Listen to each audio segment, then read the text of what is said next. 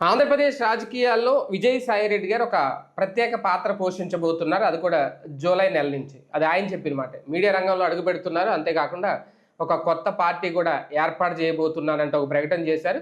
అయితే గతంతో పోలిస్తే ప్రస్తుతం ఆయనలో కనిపిస్తున్న మార్పు ఏంటంటే వైసీపీ కంటే తెలుగుదేశం పార్టీ మీద ఆయన పోరాటం చంద్రబాబు నాయుడు గారి అవినీతి పాలన మీదే అంటూ ఆయన తాజాగా చేసిన వ్యాఖ్యలు కూడా సంచలనం రేపుతున్నాయి. కాకపోతే ఇప్పుడు ఆయన చెప్పినట్టు ఆంధ్రప్రదేశ్లో ఒక మూడో ప్రత్యామ్నాయానికి మూడో పార్టీకి చాలా వ్యాక్యూమ్ ఉంది అని చెప్పుకొస్తున్నారు. నిజంగా ఆ పరిస్థితి ఉందా? ఎంతవరకు విజయసాయిరెడ్డి గారు ఇప్పటికే దేశవ్యాప్తంగా చాలా రాష్ట్రాల కొత్త కొత్త పార్టీలు వచ్చి విలీనాలు అయిపోతున్నాయి. కానీ ఇప్పుడు విజయసాయిరెడ్డి గారు పార్టీ పెట్టి ఎంతవరకు రాణించగలరు ఆంధ్రప్రదేశ్లో ప్రస్తుతం ఉన్న పరిస్థితుల్లో? ఇదే అంశం మీద చర్చించే ప్రయత్నం చేద్దాం. అందుకంటే ముందు ఒకసారి ఆయన ఏ స్థాయిలో మాట్లాడారో ఒక్కసారి వినిపించే ప్రయత్నం చేస్తాం.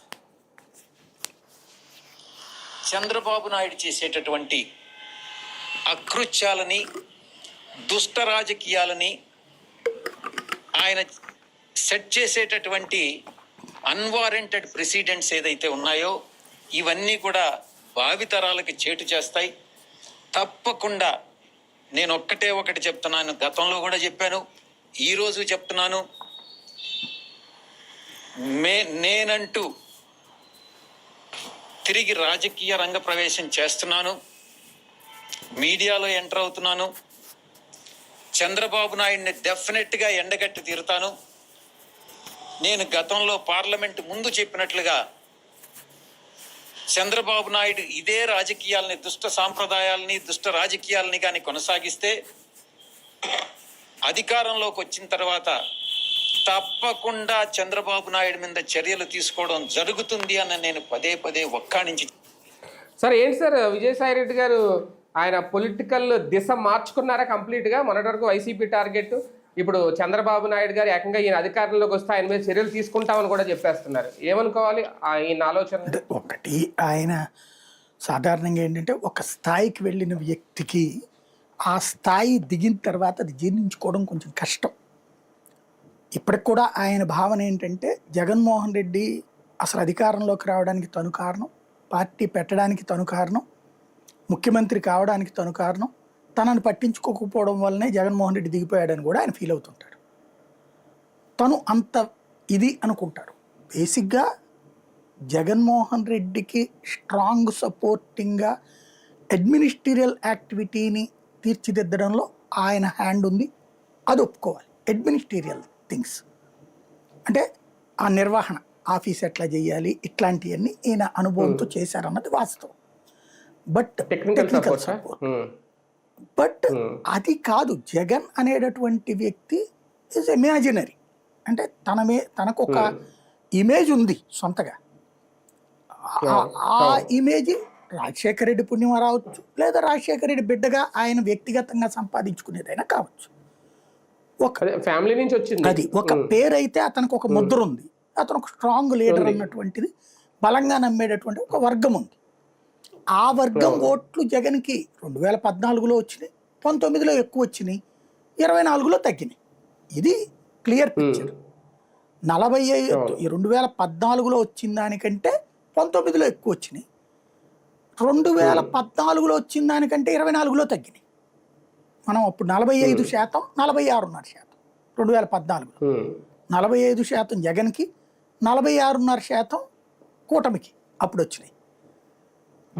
తర్వాత జరిగినటువంటి 2019 ఎన్నికల్లో 51% జగన్కి, 40% బాబుకి, తెలుగుదేశం ఇండివిజువల్గా పోటీ చేసినప్పుడు. మళ్ళీ కూటమి కట్టేటప్పటికి మొన్న 51% వీళ్ళకి వచ్చిన 55% దాకా జగన్కి 40 దగ్గర పడిపోయింది. అంటే కూటమిగా 11 నుంచి 14% ఎక్కువ వచ్చినాయి టీడీపీకి. అదే సందర్భంలో ఏది 14తో కంపేర్ చేస్తే నేను అనేది 19తో కంపేర్ చేస్తే కూడా 4% ఎక్కువ వచ్చినట్టు. అదే వీళ్ళకి వచ్చేటప్పుడు జగన్కి వచ్చేటప్పటికి ఇండివిజువల్గానే పోటీ 14 కంటే కూడా తగ్గినాయి. అంటే ప్రతిపక్ష స్థానంలో ఉన్నప్పుడు వచ్చిన 45% కంటే కూడా తగ్గినాయి. ఇది ఒరిజినల్ పిక్చర్. ఇప్పుడు విజయసాయిరెడ్డి గారికి ఏంటంటే ఆయన ఇక జగన్ జీవితంలో అధికారంలోకి రావడానికి నమ్మారు, చాలా బలంగా నమ్మారు, నమ్ముతున్నారు కూడా ఇప్పటికి కూడా. ఎందుకంటే జగన్ క్వార్టరీని అంగీకరిస్తాడు, ఆ క్వార్టరీ మూలంగా వాళ్లే చెడగొడతారు, మొన్నటిసారి జగన్ ఓడిపోవడానికి కూడా వాళ్లే కారణం అన్నటువంటి. తను కూడా వన్ ఆఫ్ ద క్వార్టరీ మెంబరు అనే కంటే కూడా తనే నెంబర్ 2 క్వార్టరీ మెంబరు అప్పట్లో ప్రచారంలో ఉంది. బట్ నేను అప్పుడు ఎప్పుడూ చెప్తా ఉంటాను, ప్రాంతీయ పార్టీల్లో నెంబర్ 2 ఎవడో ఉండడు, అందరూ నెంబర్ 10 అన్నటువంటి. అయితే ఆయనకి జగన్ మీద కోపం ఎందుకు వచ్చిందంటే అనేక సార్లు పదవులు ఆయనకి ఇవ్వటం, ఇచ్చిన తర్వాత ఆయన చుట్టూ ఉండేటటువంటి వాళ్ళు, అది చెవిరెడ్డా లేకపోతే ధనుంజయ రెడ్డా లేకపోతే మిథున్ రెడ్డా లేకపోతే సజ్జలో ఎవరో వెటకారం డైలాగ్ వేస్తే ఆ పోస్ట్ తీసేసి వేరే వాళ్ళకి ఇచ్చాడు. అంటే పదవి మార్చినప్పుడు కనుక్కుంటారు కదా ఎందుకు జరిగింది అకస్మాత్తు. కానీ ఇప్పుడు ఈయనకి అన్ని ఈ చిన్న చిన్న కమిటీలన్నిటికీ హెడ్గా ఈయన్నే వేశారు, ఏది అనుబంధ సంఘాలకి. మళ్ళీ తీసి పడేశారు 2 నెలల్లో, మళ్ళీ తీసుకెళ్లి చెవిరెడ్డికి ఇచ్చారు. ఇట్లా అలాగే విశాఖ ఇన్ఛార్జ్ చేస్తారు, మళ్ళీ తీసేసి వేరే వాళ్ళకి ఇస్తారు.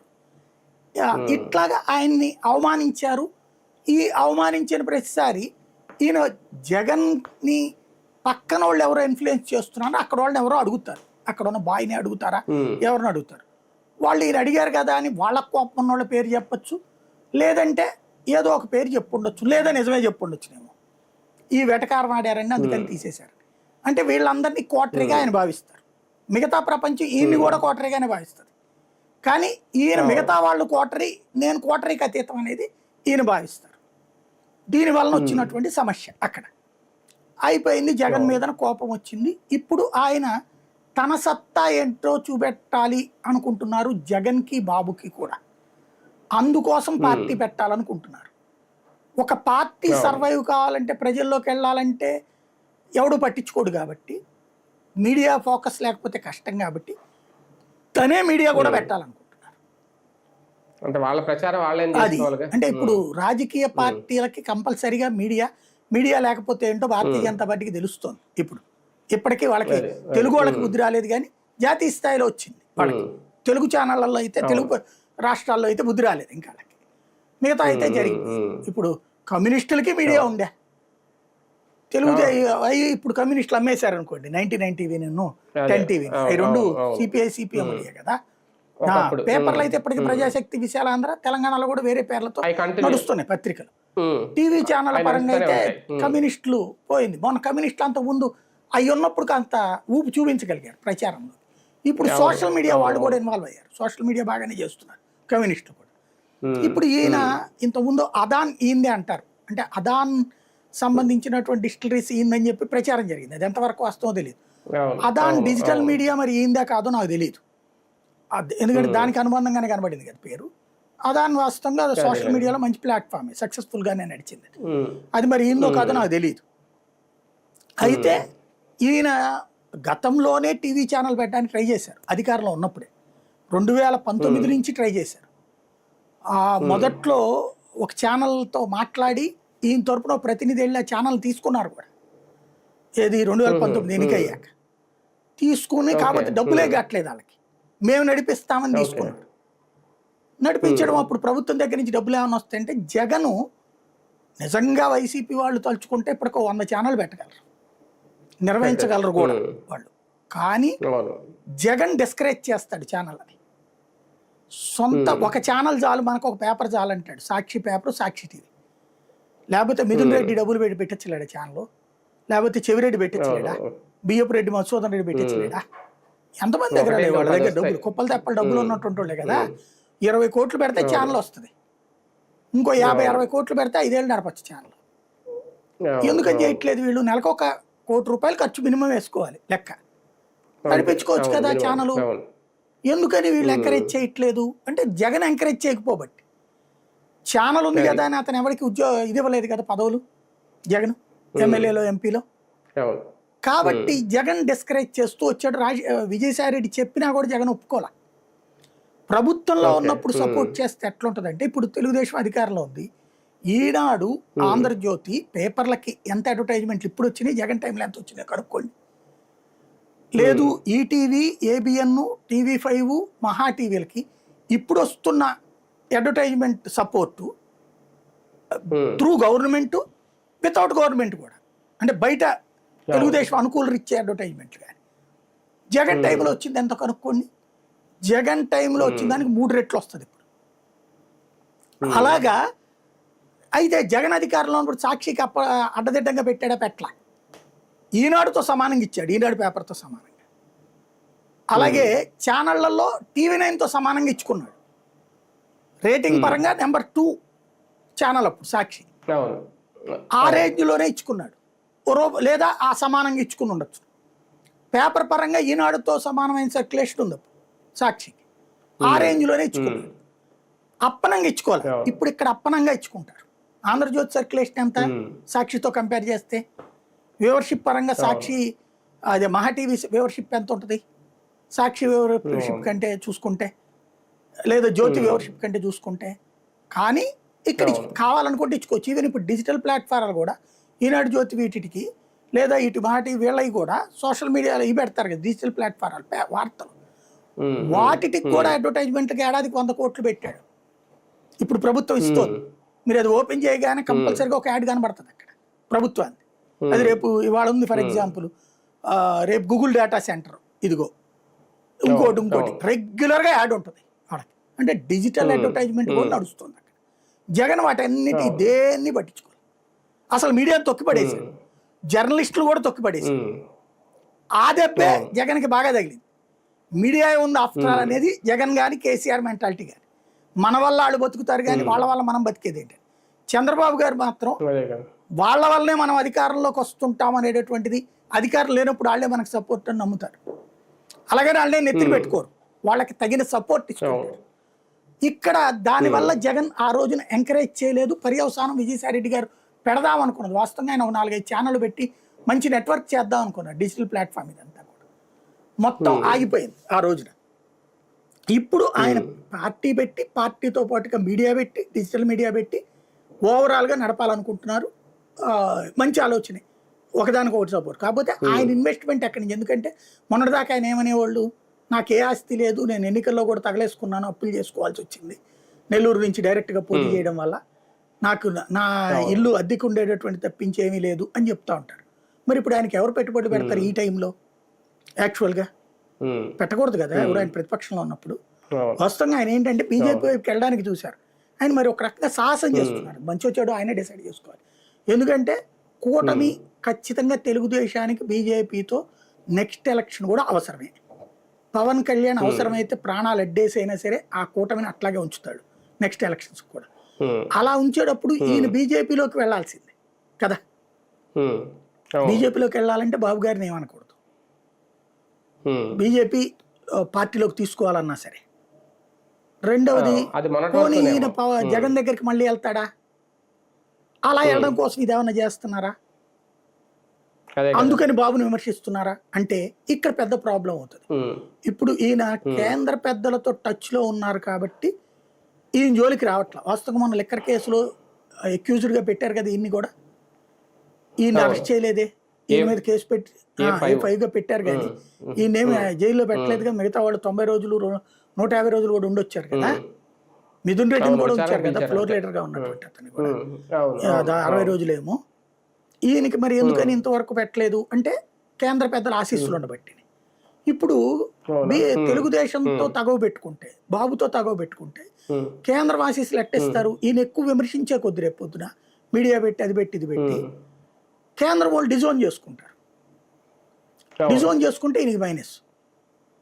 లేదా ప్రచారం వీళ్ళు తెలుగుదేశం వాళ్ళకి కోపం తెప్పించినట్టు అవుతుంది. విజయసాయి రెడ్డి ఎందుకు వదిలేస్తున్నారు? ఇంకోటి, రాష్ట్ర ప్రభుత్వం కక్ష కట్టినా ఏదో ఒకటి చేస్తుంది, దానికి సాక్ష్యం ఇప్పుడు చూస్తున్నాం. కాబట్టి ఒక రకంగా సాహసం చేస్తున్నారు. మరి ఏం చూసుకునేనో నాకు అర్థం కాలేదు. అంటే టీడీపీకి అగెనిస్ట్ గా వెళ్తున్నారు అనేది అయితే అర్థమైపోయింది. ఇద్దరికి వ్యతిరేకంగా అంటారు. కాకపోతే ఒకటి, నేను ఇంతకుముందు కూడా చెప్పా, మనం డైరెక్ట్ గా బట్టలెప్ప తీసేసుకుని మాట్లాడాక ఇంకా నువ్వు పెట్టే మీడియాకి విశ్వసనీయత ఏముంటది? ప్రాక్టికల్ గా నాది మీడియా పెట్టబోతున్నాను నేను అని చెప్పాక రేపు పొద్దున మేము కరెక్ట్ అండి, జెన్యూన్ అండి అని చెప్తే నిజంగా నువ్వు చెప్పినా కూడా జెన్యూన్ ఎవడో నమ్మడం. మీడియా ఎవడన్నా ఒక మీడియా పెట్టుకుంటుంటే ఎంకరేజ్ చేయాలా, వెనకాల ఉండాలి. నువ్వు తెలుగుదేశం అట్ట చేస్తుంది సరే. ఇప్పుడు వాళ్ళు కూడా బట్టలెప్ప తీసుకుని రోడ్డుకి వచ్చారు అనుకోండి, జ్యోతి ఈనాడు లాంటి వాళ్ళు కూడా. ఇదివరకు బట్టలు వాళ్ళు పవిత్రంగా కనిపించేవాళ్ళు, బయటికి పాతివ్రత్యం నటించేవాళ్ళు కనీసం. ఇప్పుడు వాళ్ళు వరి తెగించేశారు సాక్ష్యం చూసుకుని. ఉమ్. ఇప్పుడన్నా కొంతమంది కనీసం ఆ పాతివ్రత్యం నటించే వాళ్ళన్నా కావాలి కదా, అది మిస్ అవుతుంది అనమాట. కానీ ఒకటి సార్ ఇంకో మాట కూడా చెప్పారు, జగన్ గురించి ఎందుకు విమర్శించట్లేదు అనే దానికి ఒకసారి ఆయన ఏం చెప్పారు? లేదని అనుకోవచ్చు మీరు. వైఎస్ఆర్సీపీకి ప్రజలు బుద్ధి చెప్పారు, ఒక గుణపాఠం నేర్పించారు. ఆ గుణపాఠం నేర్చుకొని వైఎస్ఆర్సీపీ తన తప్పుల్ని సరిదిద్దుకొని మళ్ళీ తిరిగి అధికారంలోకి రావాలి. అందుకే టీడీపీ వైఎస్ఆర్సీపీ రెండు దొందే, ఏ మాత్రం తేడా లేదు. థర్డ్ ఫోర్స్కు మాత్రమే ఈ యొక్క రాష్ట్రంలో ఒక వాక్యూమ్ అన్నటువంటిది ఉంది. అది సార్, అంటే తప్పులు సరిదిద్దుకుంటే అధికారంలోకి రావాలి వైసీపీ అని చెప్తున్నారు, మళ్ళీ థర్డ్ ఫోర్స్కి వ్యాక్యూమ్ ఉంది అంటున్నారు. అంటే వైసీపీకి ఒకవేళ ఈయన పార్టీ పెట్టినా మీడియా పెట్టినా ఏం పెట్టినా వైసీపీకి ఒక సింపథైజర్గానే అన్న కొనసాగే అవకాశం ఉంటుంది. దాంతో పుట్టి పెరిగిన వాడు కాబట్టి, అంటే రాజకీయ పుట్టుక మామూలుగా విడిగా కాదు, రాజకీయ పరంగా వాళ్ళతో ఉన్నారు కాబట్టి ఆ ఫీలింగ్ వస్తుంది. కాబట్టి ఒకటి ఆయన చెప్పిన మాట నిజం, వ్యాక్యూమ్ ఉంది. వాస్తవంగా 2019లోనే వ్యాక్యూమ్ ఉంది. కానీ ఆ వ్యాక్యూమ్ని ఫుల్ఫిల్ చేయాల్సినటువంటి పవన్ కళ్యాణ్ అకస్మాత్తుగా చివరిలో తను యాంటీ జగన్ అనేటటువంటిది మాత్రమే ఎస్టాబ్లిష్ చేశారు. ఫస్ట్ అంటే అధికారంలోకి వచ్చేంత వ్యాక్యూమ్ లేదని ఆయన గమనించాడు పవన్ కళ్యాణ్ కూడా. అధికారంలోకి వచ్చేంత ఎప్పుడు ఉండదండి. నువ్వు నీకు ఇచ్చిన ఛాయిస్ని సద్వినియోగం చేసుకుంటే ఆ తర్వాత వస్తుంది నీకు. అన్నా తమ్ములు ఇద్దరూ చేసిన తప్పు ఏంటంటే వ్యాక్యూమ్ని క్యాష్ చేసుకోవడం ప్రారంభించారు. పబ్లిక్ వీళ్ళని ఆ గ్యాప్లో యాక్సెప్ట్ చేశారు. బీజేపీ చేసిన తప్పుని ఈ అన్నా తమ్ములు చేశారు. 1998లో వ్యాక్యూమ్ ఉంది. వ్యాక్యూమ్ ఉంది కాబట్టినే 18% ఓట్లు బీజేపీకి వేశారు. కానీ బీజేపీ తెలుగుదేశంతో పొత్తు పెట్టుకుని ఆ వ్యాక్యూమ్ని తనంతట తాను నాశనం చేసుకుంది. అయినా సరే పబ్లిక్ మూడవ ప్రత్యామ్నాయం కావాలని కోరుకున్న 18% మంది పబ్లిక్ చిరంజీవిని 2009లో తీసుకున్నారు. ఈయన తీసుకెళ్లి కాంగ్రెస్లో విలీనం చేసి ఆ వ్యాక్యూమ్ నాశనం చేశాడు. మళ్ళీ ఆ వ్యాక్యూమ్ 2019లో వచ్చింది, 2009లో వచ్చింది. ఇదే 9లో అక్కడ ఇద్దరు అటు పక్కనేమో కేసీఆర్ వెళ్ళి అటు కలిసిపోయి, ఈయనేమో 9 తర్వాత 9లో అందుకని ఈయనకి ఇచ్చారు ఆ ఛాయిస్ చిరంజీవి. ఆయన తీసుకెళ్లి కాంగ్రెస్తో కలిపి మళ్ళీ పబ్లిక్ నమ్మకాన్ని వమ్ము చేశారు. ఇప్పుడు మళ్ళీ 19లో వచ్చినప్పుడు పవన్ కళ్యాణ్ మొదట ఎట్లయితే తెలుగుదేశానికి అగనెస్ట్, గవర్నమెంట్కి అగనెస్ట్ కొన్నాడో, జగన్కి అగనెస్ట్ కొన్నాడో అంతవరకు ఉంటే బాగుండేది. చివరిలో ఏం చేశాడు, తన పార్టీ కార్యకర్తలు నాయకులకు కూడా ఎమ్మెల్యే సీట్లు ఇవ్వాల, టీడీపీ వాళ్ళకి బీఫారాలు ఇచ్చి పడేశాడు. పైగా జగన్ అధికారంలోకి రాని అన్నాడు. అధికారంలో ఉన్నోడికి వ్యతిరేకంగా నువ్వు పార్టీ పెట్టి ప్రతిపక్షం వాడిని అధికారంలోకి రానినంటే ఏం సంకేతం వెళ్ళింది? అవతలోడి మనిషి, అవతలోడి వదిలిన బాణం అన్న ఫీలింగ్ వచ్చింది. దెన్ పబ్లిక్ అన్నకి వచ్చిన ఓట్లలో సగం కూడా 18% అన్నకు వస్తే చివరికి ఈయనకి 6% కూడా రాలేదు కదా. అది ఇప్పుడు వ్యాక్యూమ్ ఉంది. ఎందుకంటే అలాగని వ్యాక్యూము 30-40% ఉండదు. తటస్థ ఓటర్ ముందు 18% ఉంటారు. 15 నుంచి 18% మన రాష్ట్రంలో, ఉమ్మడి రాష్ట్రంలో కానీ ఇప్పటికి కానీ తటస్థ ఓటర్ ఉంటాడు. ఈ 15-18%కి ఎప్పుడు యాడ్ అవుతారు? ఇతను తృతీయ ప్రత్యామ్నాయం కరెక్ట్ అనుకుంటే, ఇతను గెలవగలడు, ఈ పార్టీ గెలవగలదు అనుకుంటే.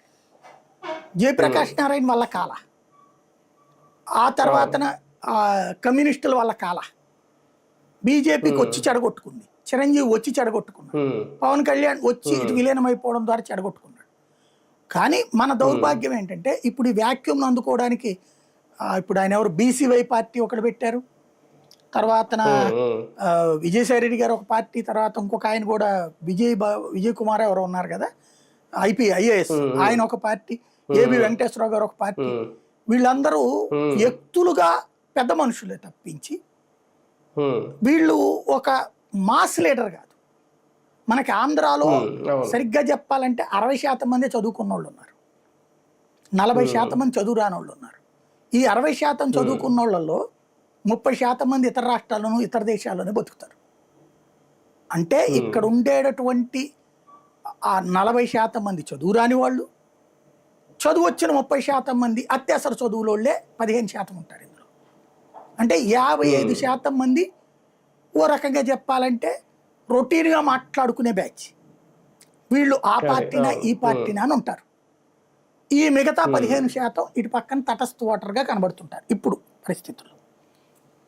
ఈ సిచ్యువేషన్లో వాళ్ళందరూ ఒక్కసారిగా చూడదగ్గ ఎస్టాబ్లిష్డ్ ఫేస్లా వీళ్ళు అదే కదా సమస్య. మంచోళ్ళు, పెద్ద మనుషులు, ఒక రకంగా ముగ్గురు కూడా. వైసీపీకి ప్లస్ అవుతాయి సార్ ఇలా కొత్త పార్టీలు వచ్చే వరకు. రేపు క్లెయిమ్ అనడానికి ఏం లేదండి. బేసిక్గా 6 నెలల ముందు తేలుతుంది. నేను ఇంతకుముందు సార్ కూడా చెప్పాను మీకు. అప్పుడు ఎవరు జగన్ వ్యతిరేక ఓటు చేల్చకూడదని కదా అప్పుడు నేను అనేది ఎంత కూటమి కట్టినా ఇప్పుడు 2009లో కూటమి కట్టారు. కాంగ్రెస్ సింగల్గా పోటీ చేసింది, మరి గెలిచింది కదా కాంగ్రెస్. కూటమి ఓడిపోలేదా? 2014లో కూటమిగానే ఉంది బీజేపీ తెలుగుదేశం, ఓడిపోలేదా? కాబట్టి అప్పుడు కాంగ్రెస్ కూడా కూటమి కట్టింది కమ్యూనిస్టులతో కలిసి, టీఆర్ఎస్తో కూడా కలిసి. కానీ 2009లో వచ్చేటప్పటికి కూటమి కట్టిందేమో తెలుగుదేశము, కమ్యూనిస్టులు, టీఆర్ఎస్ కలిసి, కానీ ఓడిపోయింది కాంగ్రెస్ చేతుల్లో. మరి 2014లో 18లో చూడండి తెలంగాణలో జరిగింది. తెలుగుదేశము, కాంగ్రెస్, కమ్యూనిస్టులు, ఆయన పేరేంటి కోదండరాము, ఇంతమంది కలిసి కూటమి కట్టారు, గుర్తుంది కదా. టీఆర్ఎస్ విడిగానే పోటీ చేసింది, సింగల్గానే పోటీ చేసింది, ఎవరితో పొత్తు లేదు కదా, మరి గెలిచేసింది కదా. కాబట్టి కూటమి అనేటటువంటిది వన్ ఆఫ్ ద పాయింట్. మొన్న యాంటీ జగన్ కూటమిగా ఉపయోగపడింది, విడిపోకుండా ఓట్లు, అంతే. Simple logic. అది రైట్. చూద్దాం. నిజంగా విజయసాయి రెడ్డి గారు జూలై నెలలో పార్టీ పెడతాను అంటున్నారు, మీడియా రంగంలో కూడా వస్తున్నారు. ఆంధ్రప్రదేశ్ రాజకీయాల్లో నిజంగా ఉన్న వ్యాక్యూమ్ ఏదైతే ఉందో దాన్ని ఎంతవరకు ఫుల్ఫిల్ చేసుకుంటారో తన పార్టీ ద్వారా, ఎంతవరకు మిగిలిన రాజకీయ పార్టీలకి చెక్ పెడతారు, ఏం జరగబోతోంది వేచి చూద్దాం.